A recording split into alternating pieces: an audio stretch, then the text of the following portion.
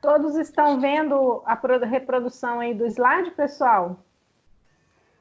Sim. Ok. Então, vamos iniciar mais uma aula, graças a Deus. Hoje vamos falar das bactérias, né? As bactérias são organismos surpreendentes, né? Não só pelo tamanho, mas por toda a especificidade que elas desenvolveram ao longo de milhões de anos. Foram os primeiros micro-organismos, né, a habitar o planeta desde a era mais remota. Então, vamos conhecer um pouquinho hoje sobre a morfologia bacteriana. A aula que vem a gente vai falar sobre a coloração de Gram. Então, vamos lá. Eu trouxe aqui algumas peculiaridades sobre as bactérias, né? Porque a gente fala, nossa, as bactérias a gente só pensa em coisas ruins. Mas graças a Deus que existem as bactérias, que elas abrigam o nosso corpo, que elas também habitam no solo, porque algumas bactérias são boas e muito boas, e sem elas nós não conseguiríamos sobreviver. Eu trouxe aqui essa imagem que eu achei muito bacana, para que vocês tenham noção, né? Quando eu falo em microbiota na nossa pele, no nosso corpo, né?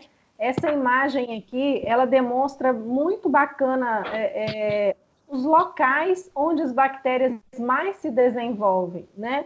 Aqui tem uma legendazinha em azul, os locais que bactérias que gostam da área oleosa, em vermelho, os locais onde alguns tipos de bactéria gostam de área mais seca, e em verde, os locais que as bactérias que gostam de áreas mais úmidas. Então, vocês podem perceber que na cabeça, né, atrás da orelha, na nuca, nas costas, na parte frontal, os olhos, né, na testa, no pavilhão auditivo e no lobo, na dobrinha do nariz, são os locais que alguns tipos de bactéria abrigam na gente, axilas, dobras, né, de antebraço, na região do umbigo, na região umbilical, na região da genitália, né, e, lógico, nas mãos e pontas dos dedos, e solados dos pés também.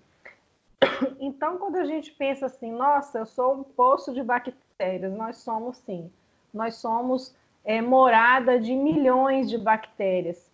Então, só no nosso pulmão existem mais de 128 espécies de bactérias que não são patogênicas, são bactérias do bem, que ajudam, né, a disseminação de bactérias ruins.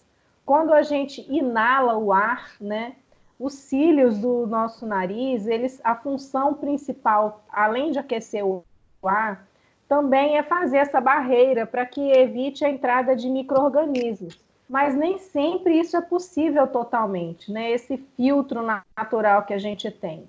E algumas vão parar, sim, na nossa via aérea, né? E dependendo da quantidade ou da virulência, se é uma bactéria gram-positiva ou gram-negativa, ela vai provocar algum tipo de sensação ruim ou até mesmo uma inflamação ou uma infecção. Então, são essas bactérias aqui do bem que existem no nosso trato, tanto no nosso trato respiratório quanto no nosso trato gastrointestinal, desde o nariz até os pulmões e desde a boca até o intestino, a gente tem bactérias boas morando lá. Então, qual é a principal função delas?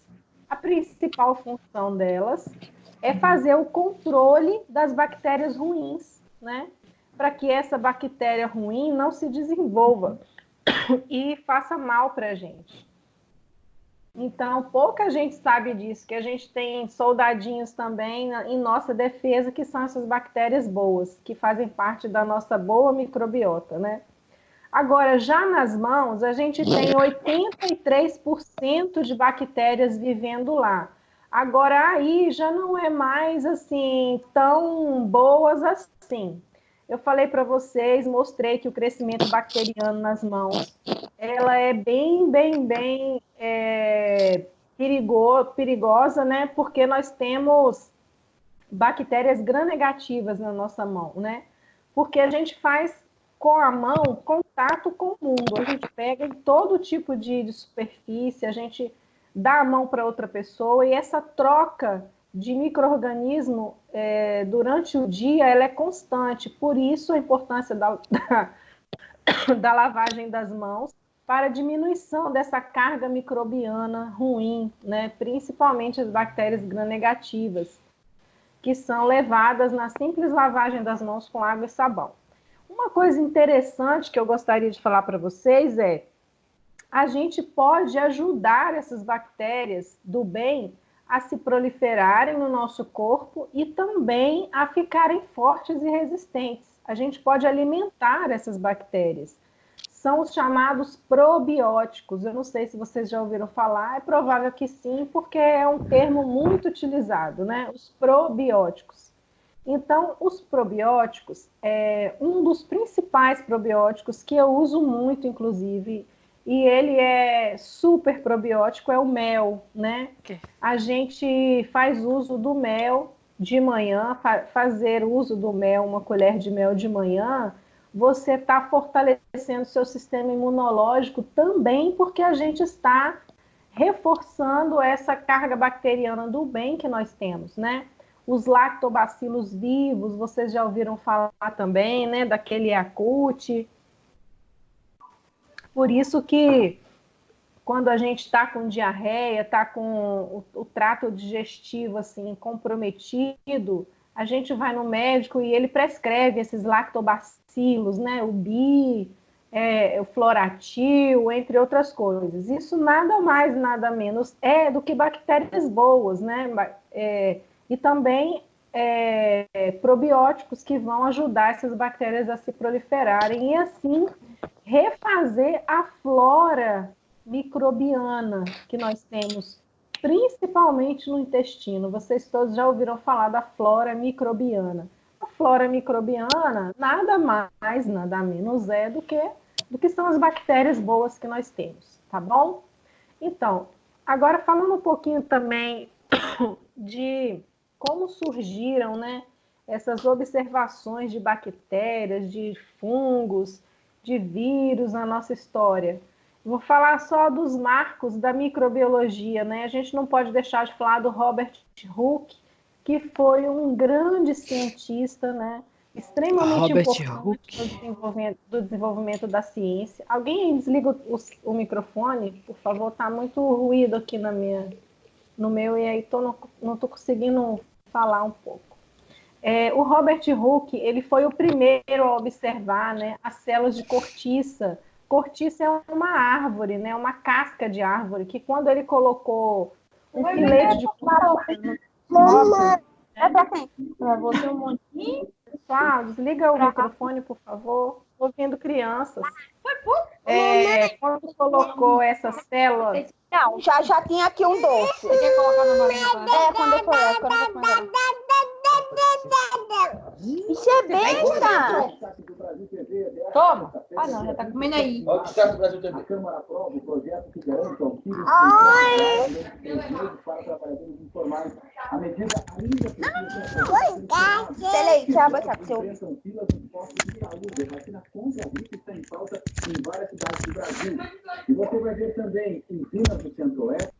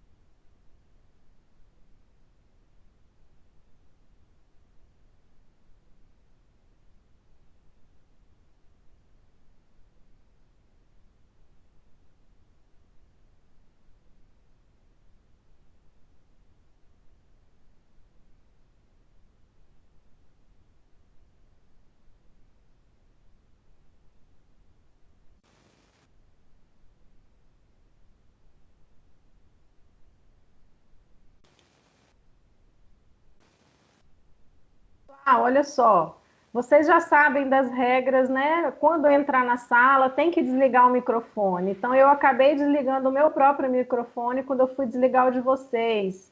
Então, ajuda aí para a gente fazer uma aula bacana, tá bom? Sem ter que estar parando demais. Quando vocês deixam o microfone de vocês ligado, eu começo a ouvir tudo que está aí no ambiente. Criança falando, televisão, e aí eu não consigo falar, tá bom? Então, vamos lá. A gente falou do Robert Hooke, que foi em 1665, um grande marco da microbiologia, da microscopia. Ele fez observação celular. A partir daí começou a estudar células.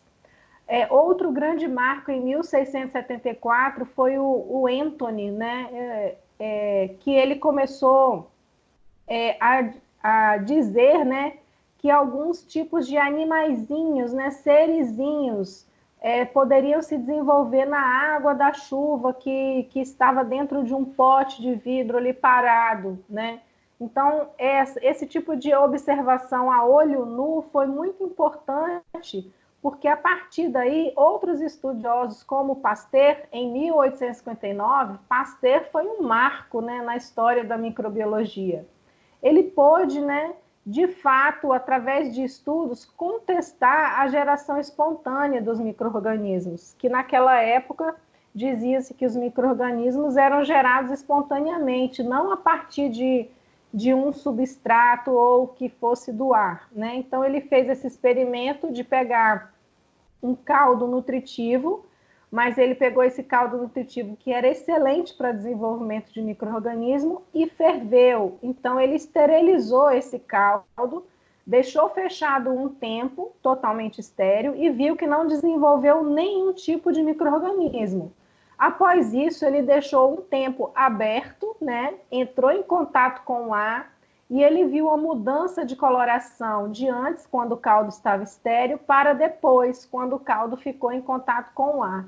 Então, ele pôde perceber que na presença, né, do ar, os micro-organismos, eles desenvolviam e não ficava mais estéril aquele conteúdo que tinha anteriormente. Então, o Pasteur foi um grande marco também na microbiologia.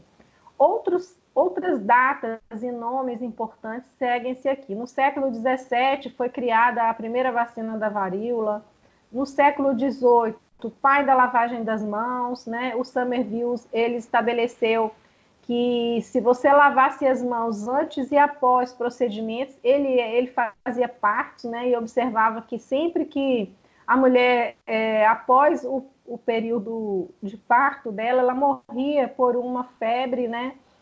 Uma infecção pós-parto. Então, ele começou a lavar as mãos todas as vezes antes e após os procedimentos que ele fazia e viu a diminuição absurda das infecções. Então, Somerville é o pai da lavagem das mãos.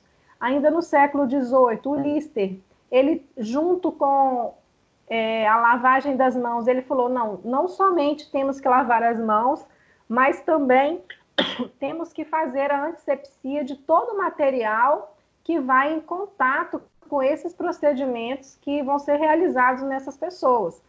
Aí sim começou, de fato, os procedimentos estéreis e limpos. Ainda no século XVIII, Cook, né, fez a prova para algumas doenças específicas, especificamente a tuberculose, bacilo de Cook, todo mundo sabe, né? O Cook foi o médico pesquisador que descobriu o bacilo, né, da tuberculose, porque nele ele fez uma cultura numa placa de Petri e descobriu que aqueles bacilos se desenvolviam em colônias, né, e eram altamente transmissíveis pelo ar. Ainda no século XVIII foi descoberto o vírus. O Fleming, né, o Fleming aqui no século XIX foi um marco na medicina, na área da saúde, porque antes e depois da descoberta da penicilina, vocês sabem que é a base para a maioria dos antibióticos de origem natural, né, que a penicilina vem de um fungo, Penicillium, e isso aqui foi o divisor de águas na medicina, porque a partir dos antibióticos, né? Os pacientes que eram operados, que eram realizados técnicas, procedimentos, eles não morriam mais do mal do pus, que era chamado naquela época, o mal do pus, né? A infecção que dava. Então, eles entravam com antibiótico e conseguiam deixar que esse paciente sobrevivesse, né? Hoje a gente sabe que a gente tem antibióticos aí de origem sintética também, mas a base de todos é a penicilina. Ainda no século XIX, né, foi a descoberta do HIV. E também no século XIX foi a primeira grande decodificação do genoma do Haemophilus influenza, que isso também foi super importante, porque nós tivemos aí pandemias da influenza, do vírus, né? Que vocês viram na aula de vírus, que teve marcos históricos sobre a influenza, e ela se subdividia assim para influenza, e também em outras cepas de H1N1, H1N2, entre outros, e a partir daí pôde se desenvolver a vacina contra a Haemophilus influenza. Então, esses marcos foram importantes na nossa história da microbiologia, e um que foi, assim, o marco para que se implantasse o sanitarismo no mundo, né? Foi a peste bubônica. A peste bubônica foi uma grande doença que matou, dizimou mais de 25 milhões de pessoas, né? Naquela época da Idade Média, as cidades eram muito sujas, não existia sanitarismo. As pessoas defecavam na rua, os animais, não tinham esgoto, nem fossas sépticas para conter as fezes e urina. Então, as cidades da Idade Média eram extremamente contaminadas e, lógico, tinham muito ratos. E as pulgas que abrigavam esse rato começou a ser infestadas pela bactéria Yersinia pestis, né? E justamente quando essas pulgas picavam as pessoas desenvolviam a peste bubônica, que era necrose, né, de partes do corpo, principalmente da área distal, onde aquela pulga picava. Essa bactéria entrava e necrosava, né, e as pessoas de fato morriam e era extremamente transmissível. Né, uma transmissibilidade muito grande. Depois da peste bubônica, que dizimou a Europa na época, os grandes estudiosos médicos, eles se reuniram para discutir, né, propostas e protocolos sanitários. Então, foi a partir daí que surgiu o primeiro médico sanitarista do mundo, e foi a partir daí que medidas sanitárias, né, nas cidades começaram a ser implantadas. Foi a partir daí que a vacinação em massa na população, nos portos, naquela época não tinha aeroportos, não, era nas estradas e nos portos, navios que entravam e saíam das cidades. O controle das pessoas doentes, as pessoas doentes eram retiradas e levadas para um local isolado para serem tratadas, separadas das pessoas sãs. Então, a partir da peste bubônica que se teve a visão de sanitarismo no mundo, né? E outros benefícios que a gente pode falar, né, dessa forma, sobre as bactérias, está justamente algumas bactérias no controle e tratamento de doenças. A gente sabe que a insulina, né, ela é desenvolvida a partir de um micro-organismo. As vacinas, todas elas são desenvolvidas a partir de micro-organismos liofilizados. Eles são fragmentados, né, transformados em vacinas, e quando injetados no nosso corpo, o sistema, os nossos leucócitos, especialmente os linfócitos B, eles produzem os anticorpos específicos para aquele tipo de vacina que a gente está tomando. A gente sabe também que alguns medicamentos são sintetizados a partir de alguns micro-organismos, e alguns micro-organismos também fazem parte do tratamento de água e esgotos, né? Que há alguns tipos de algas que são filtradoras, né, que tem na água, alguns tipos de bactéria que se alimentam de coliformes fecais, então elas purificam mais a água, entre outras coisas importantes. A gente também pode citar na área industrial, na produção de alimentos, né? O queijo a gente tem a gente tem ali a proliferação de leveduras, né? Que faz com que o queijo ele fique daquele gosto, aquele sabor. O vinagre, bebidas alcoólicas como a cerveja, são todos a partir de fermentação de bactérias, de leveduras, né? A insulina, como eu acabei de falar com vocês, né? E alguns fungos produzem ácido cítrico que são utilizados na indústria do laticínio, como aqueles produtos que ajudam a coalhar o leite para transformá-lo em queijo, em iogurte, entre outras coisas. Então, as bactérias, de um modo geral, a gente não pode levar a ferro e fogo e dizer que todas elas são prejudiciais, porque elas têm uma grande importância no ambiente para a gente. Também na parte agrícola, algumas bactérias controlam o solo, né, de desenvolvimento de pragas. Se não fosse algumas bactérias importantes no solo, algumas pragas seriam o suficiente para destruir plantações, né? Então, existem também micro-organismos que defendem as plantas. Agora, quando existe um grande aumento de uso de pesticidas, esses micro-organismos no solo são diminuídos. É por isso que às vezes a gente tem aí pragas em lavouras, né? A vassoura de bruxa, aquela doença do mamão, entre outras coisas que eu não sei falar direito da parte agrícola, né? Que não é minha área, mas toda pessoa que é da área agrícola vai dizer que o desequilíbrio no ambiente é o principal causador do surgimento de pragas ali no solo, né? Então, vamos lá. Vamos falar sobre as bactérias e conhecer um pouquinho mais sobre a forma delas, a função, quais são as estruturas que essas bactérias têm, né? E para que cada uma dessas estruturas serve, e principalmente como que elas se multiplicam, como que elas se dividem e como que elas infectam e ficam resistentes a antibióticos, que hoje é uma das nossas grandes preocupações da medicina, da área da saúde, da área da farmácia, é a resistência bacteriana. Bom, as bactérias e doenças associadas. Antes de começar, eu passei para vocês um fragmento desta aula, né, para que vocês pudessem estudar quais são as doenças que estão associadas às bactérias, para que vocês conhecessem o nome da doença, o nome do micro-organismo e quais os principais sinais e sintomas que essa doença vai desenvolver no ser humano, para que vocês possam reconhecer.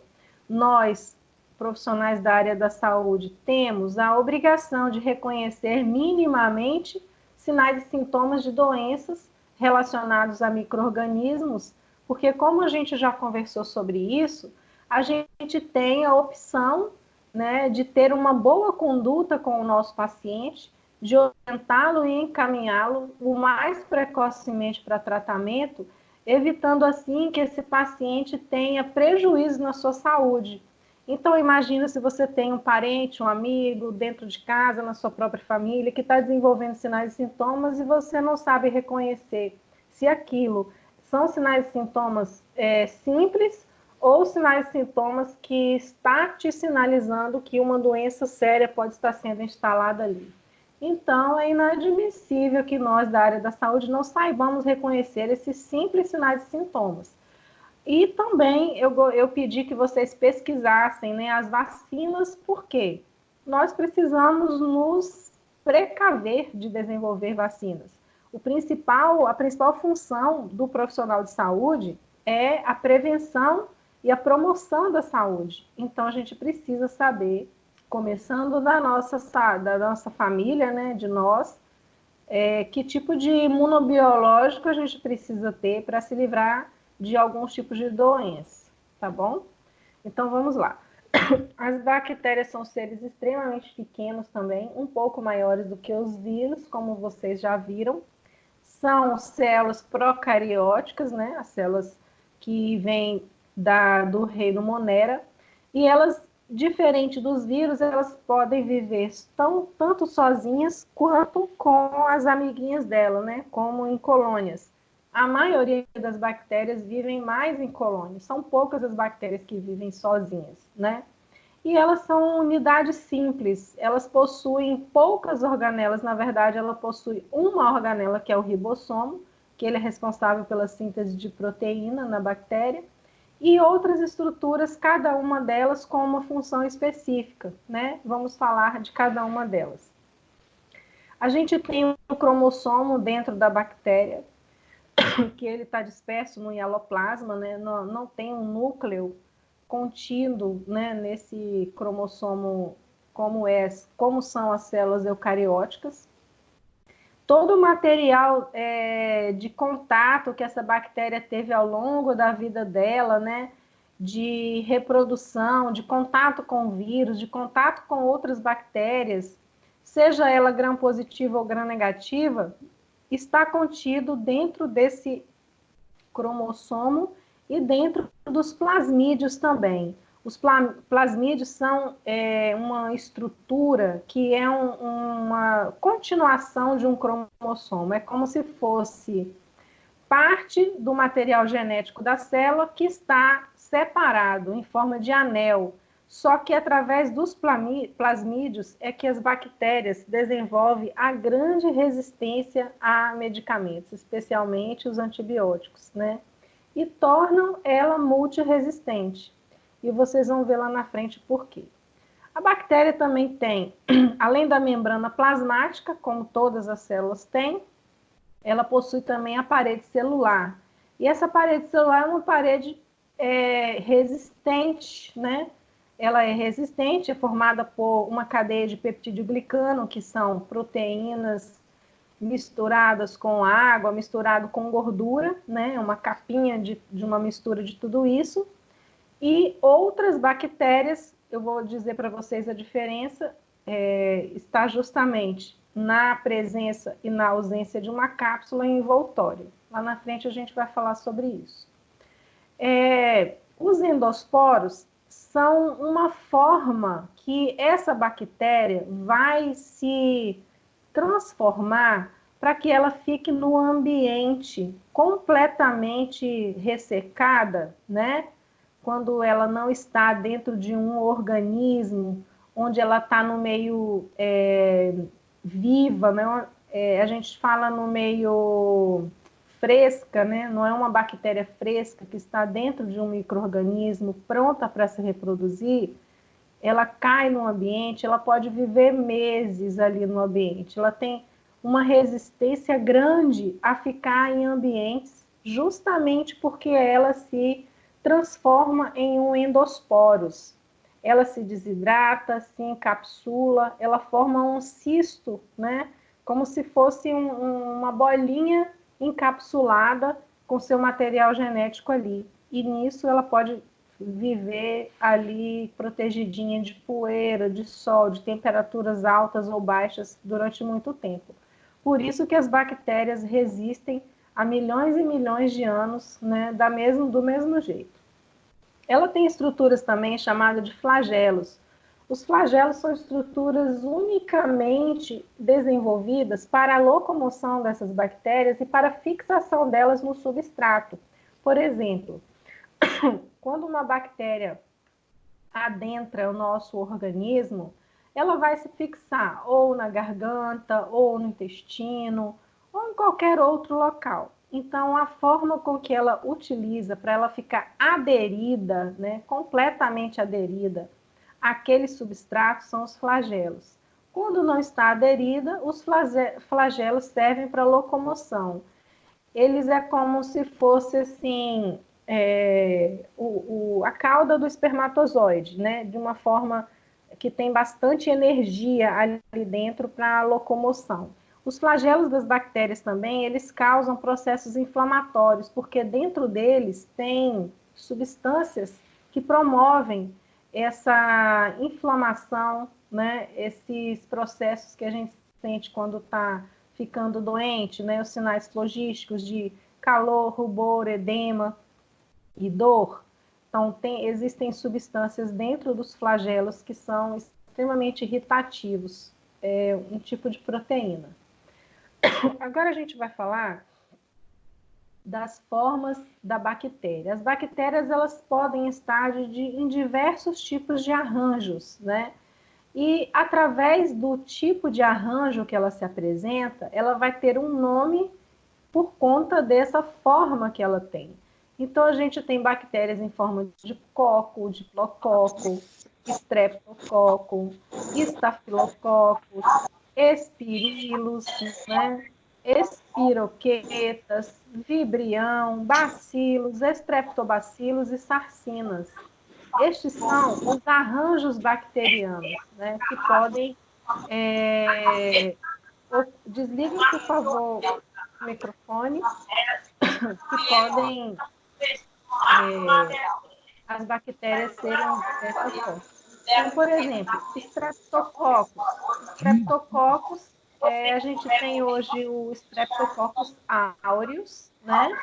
A gente tem o vibrião da cólera, a gente tem, entre outros bacilos, o bacilo de Koch, né? A gente tem os streptobacillus, espiroqueta, a sífilis, por exemplo, ela é em forma de espiroqueta, tá?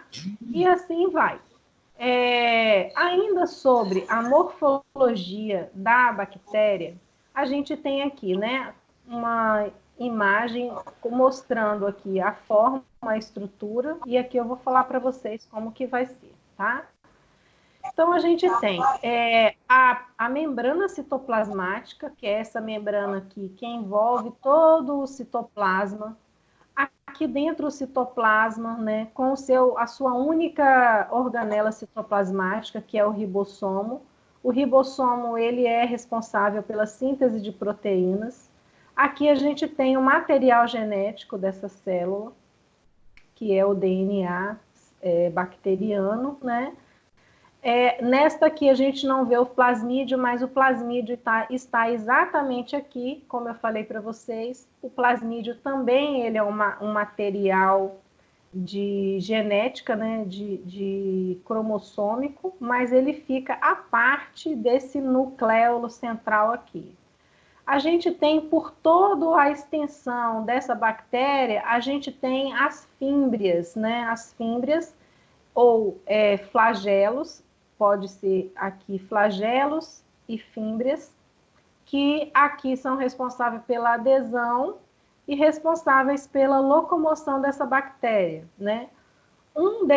Dessas fímbrias aqui vão se prolongar, vão se estender e vai formar o órgão sexual dessa bactéria. Eu vou mostrar para vocês ali mais na frente.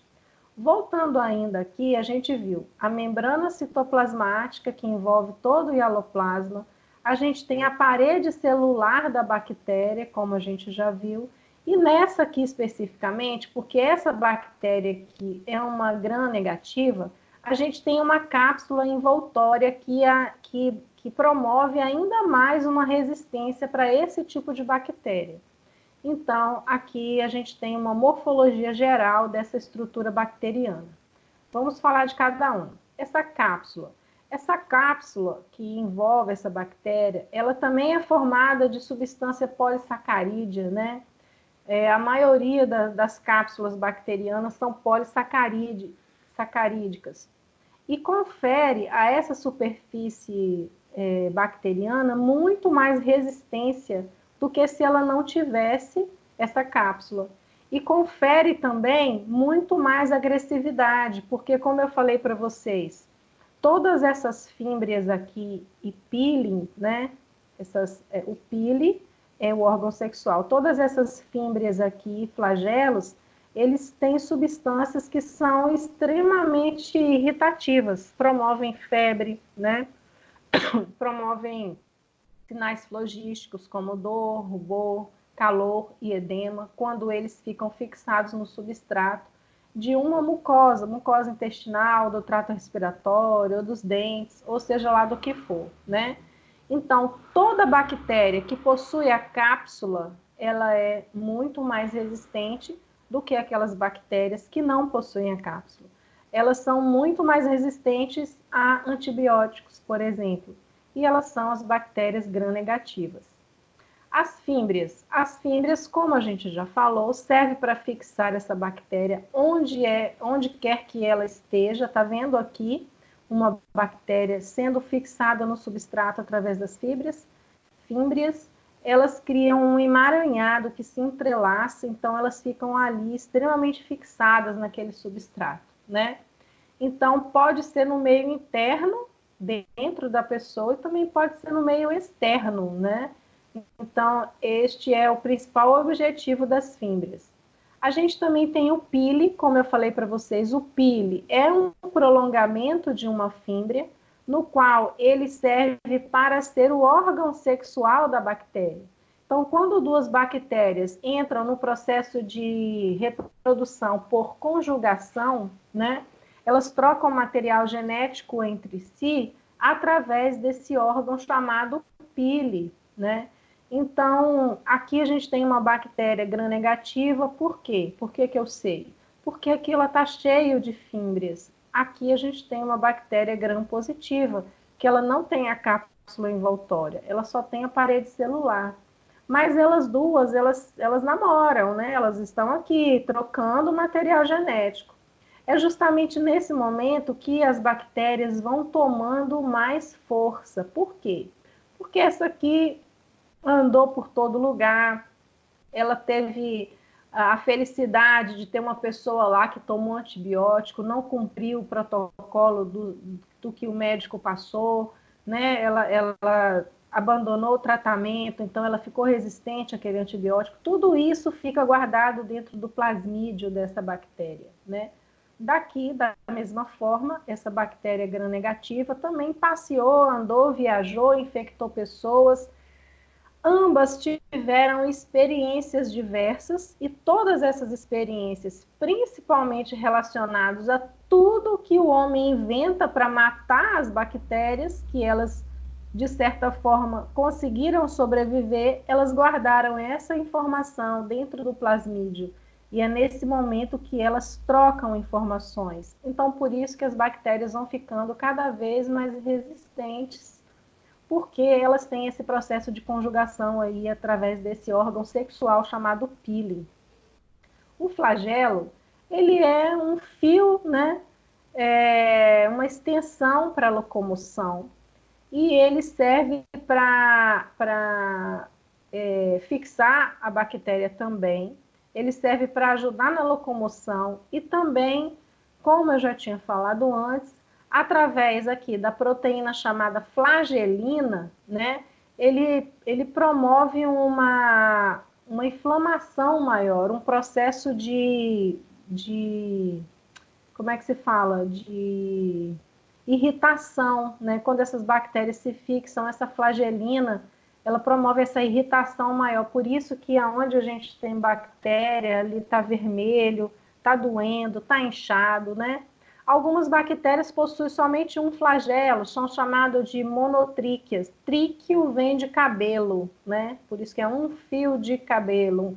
Monotríquia. Aqui ela é anfotríquia, porque ela tem um tufo de cabelo, mas de um lado só. Aqui ela é bitríquia, né? E aqui ela é peritríquia. Os flagelos estão ao redor dela toda. Mas isso não influencia em nada para a gente, que isso aqui é bem para os cientistas estudarem aí o maior tipo de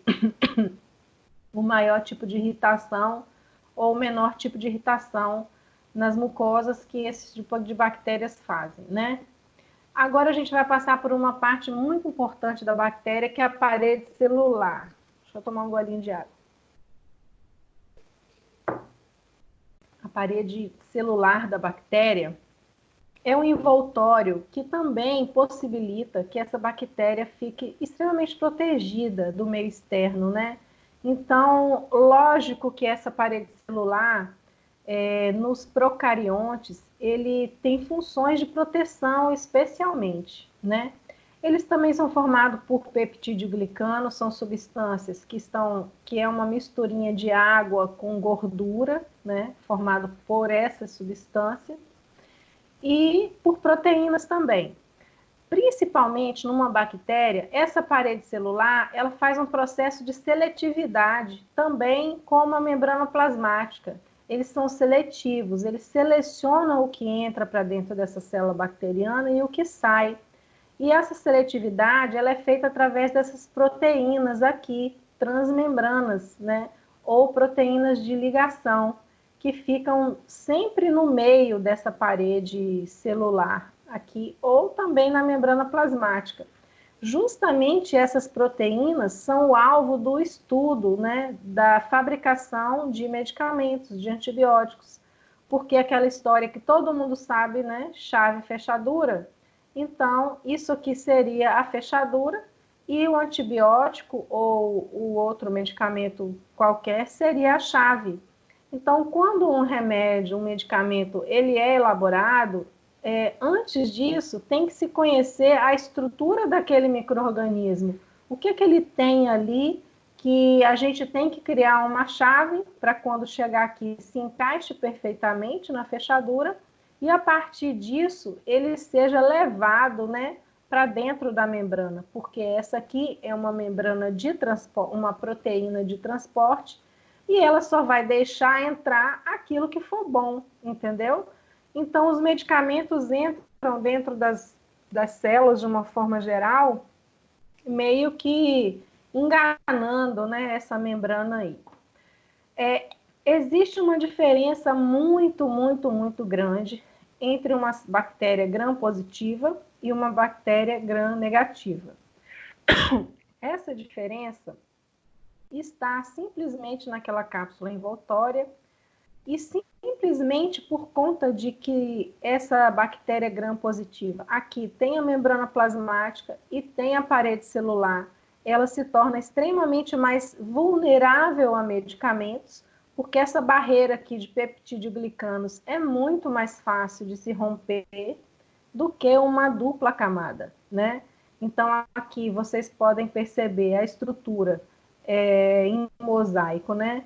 De uma parede celular de uma bactéria gram-positiva. A gente tem aqui a membrana plasmática, a parede celular totalmente de peptidoglicano e pronto. Numa gram-negativa, a gente tem a membrana plasmática, a camada de peptidoglicano aqui no meio, né? E outra camada, que é a cápsula envoltória, muito parecido com essa membrana plasmática, só que ela tem mais estruturas, porque aqui nela a gente tem estruturas como os pílins, né, as fímbrias, os flagelos, e tornam essa bactéria extremamente mais resistente, tanto ao ambiente que ela está, quanto ao medicamento que vai precisar ter uma chave muito específica para entrar, porque aqui ela tem que ter uma chave e uma outra chave para entrar. Aqui não, ela vem direto. Então, por isso que os medicamentos para bactérias gram-negativas são muito mais específicos do que para uma gram-positiva, tá? Nessa imagem aqui, a gente pode visualizar muito melhor. A gente tem aqui uma gram-positiva, que temos aqui, né, essa parte azulzinha, a gente tem a membrana plasmática e logo acima a gente tem a parede celular bacteriana. Pronto, é só isso aqui que ela é. Qualquer medicamento entra aqui através de uma chave muito mais simples e rompe essa membrana citoplasmática, fazendo a desnaturação dessa célula bacteriana. Aqui não, a gente tem a membrana plasmática, a gente tem a parede celular e a gente tem por cima dela ainda uma cápsula envoltora. Então, a gente tem uma bicamada aqui, no meio dela, como se fosse um sanduichinho, né? A camada de peptidoglicano da parede celular. Então, aqui, olha, tem as estruturas, como eu falei, as fímbrias, né? A gente tem proteínas ligantes. Para o medicamento entrar aqui, ele vai ter que ser específico para esta membrana, para passar pela parede celular e para passar pela membrana plasmática, para destruir, desnaturar a célula bacteriana. Muito mais difícil. Geralmente, a associação de 2 medicamentos, antibióticos, geralmente antibióticos de última geração. Por que Gram? Porque Gram é o nome do médico que fez a coloração de Gram. Vocês podem ver que essa bactéria Gram positiva está rosinha e essa que está azul. Exatamente isso que a gente vai ver a aula que vem, o porquê disso. Para vocês da área da farmácia, isso é extremamente importante.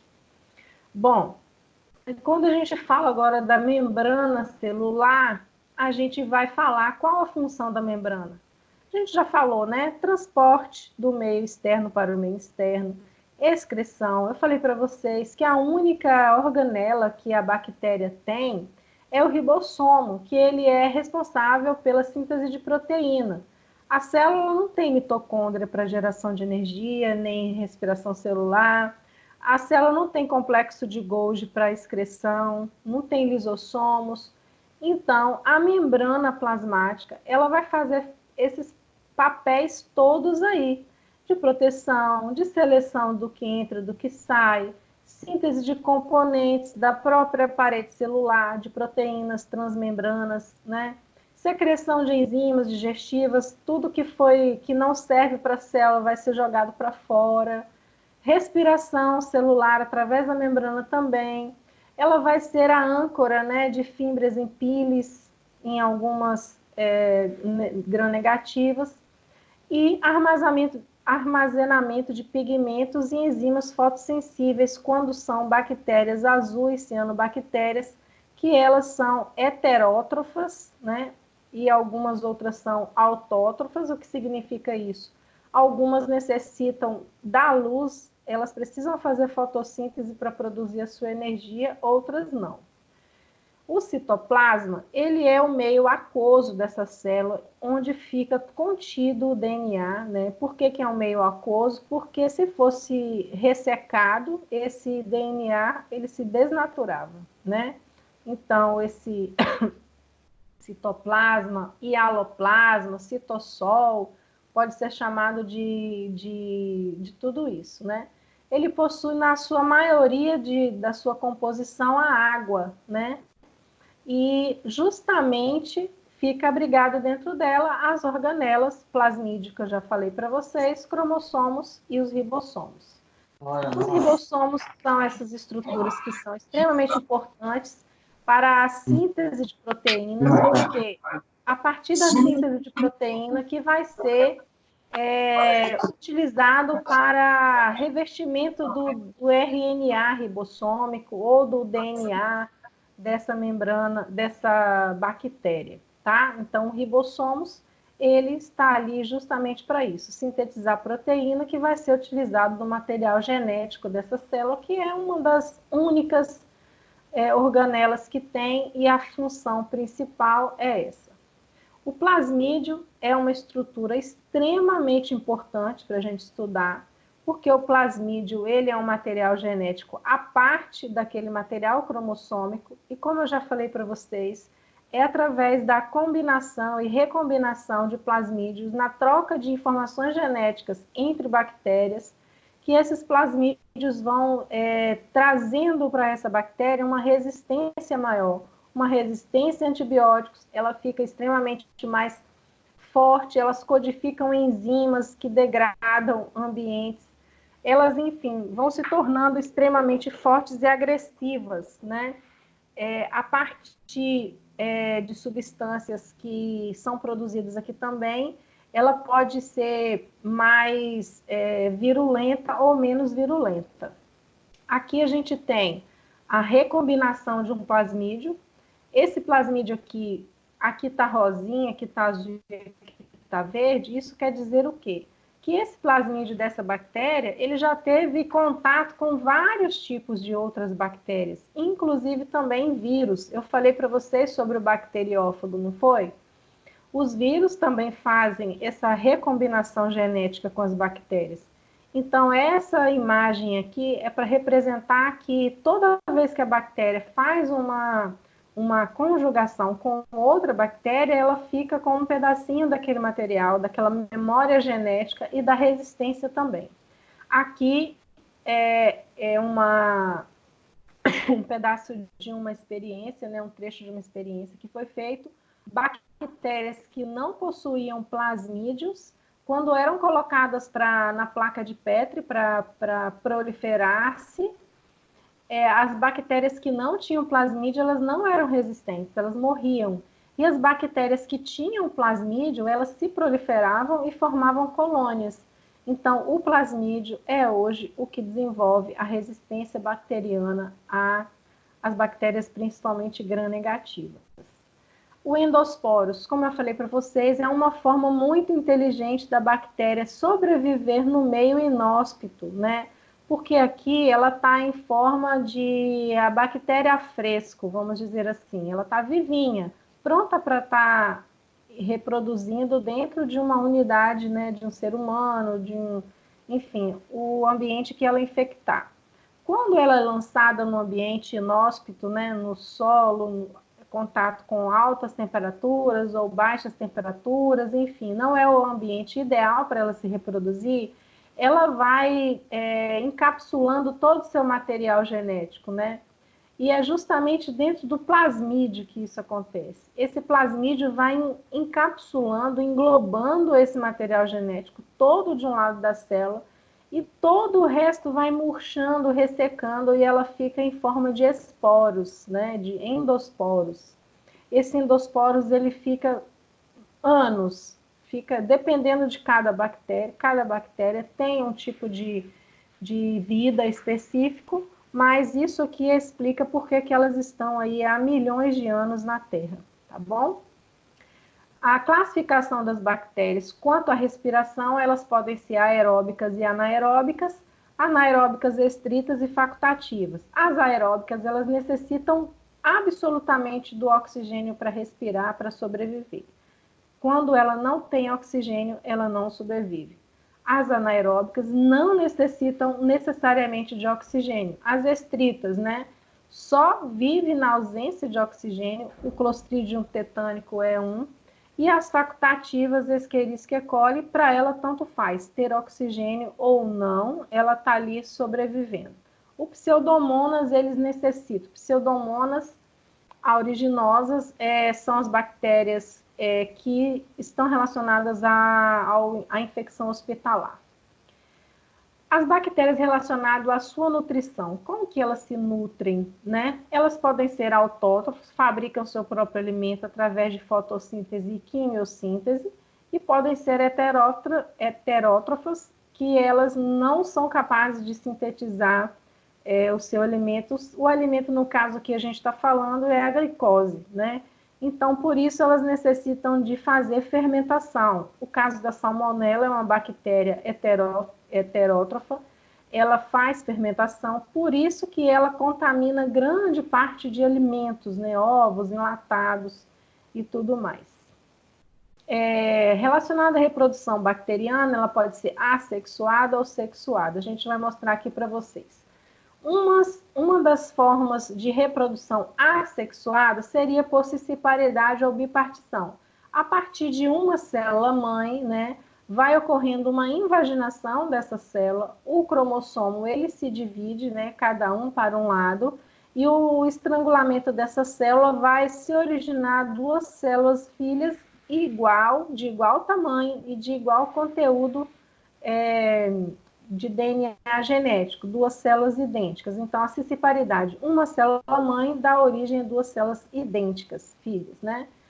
Outra forma de reprodução, mas agora, essa que é assexuada. Outra forma agora sexuada é o bacteriófago. Como eu falei para vocês, o vírus utiliza uma bactéria, ele injeta o seu material genético, esse material genético vai degradar o plasmídio, esse plasmídio vai fazer recombinação de material genético bacteriano com o material genético viral, o vírus se reproduz, né?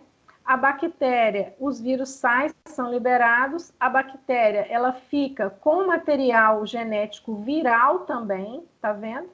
E quando o outro vírus, né, infecta ela, esse processo se renova. Então, existem 2 ciclos, né, que eu vou mostrar para vocês num videozinho rápido, o ciclo lítico e o ciclo lisogênico da reprodução sexuada do bacteriófago. Agora aqui a gente tem a reprodução sexuada em forma de transformação, 2 bactérias se aproximam, né, e uma bactéria doa, a doadora de material genético para outra bactéria receptora. Essa bactéria receptora, ela vai ficar com o material dela e vai estar aqui extremamente mais resistente, né? Outra forma de reprodução sexuada é a conjugação, e essa conjugação é através do peeling que nós falamos, que é o órgão sexual bacteriano. 2 bactérias se aproximam, elas podem ser tanto gram-negativas quanto gram-positivas, ou vice-versa, isso não tem nenhum tipo de impedimento, 2 positivas, 2 negativas, ou uma negativa com uma positiva, não importa. Elas vão se aproximar, vão injetar o peeling, através do contato desse peeling, elas vão trocar material genético e as 2 saem com material genético uma da outra e completamente mais resistente, porque elas têm mais informações de defesa aqui no plasmídio. Agora eu vou mostrar para vocês um videozinho que vai exemplificar muito bem esse ciclo lítico e o ciclo lisogênico de uma bactéria, tá? Vocês estão vendo, pessoal? Ok. Então, a partir dessa ilustração da recombinação de material genético, eu achei esse videozinho aqui na internet, eu achei ele muito didático, eu vou passar para vocês.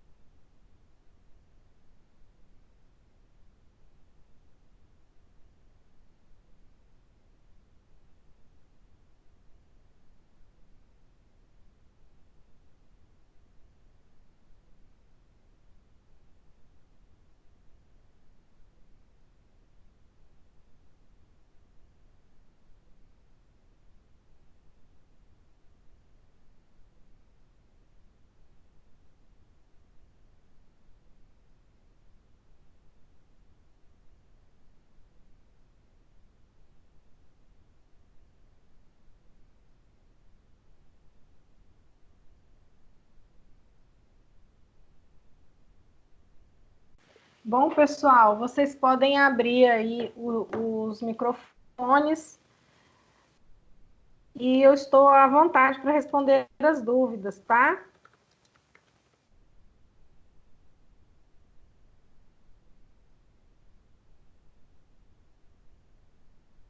Alguma dúvida, pessoal? Alguma pergunta? Ô, Pró, você vai Oi. postar essa aula? Na verdade, essa aula já está postada no AVA, lá no encontro de vocês, né? Já desde alguns dias.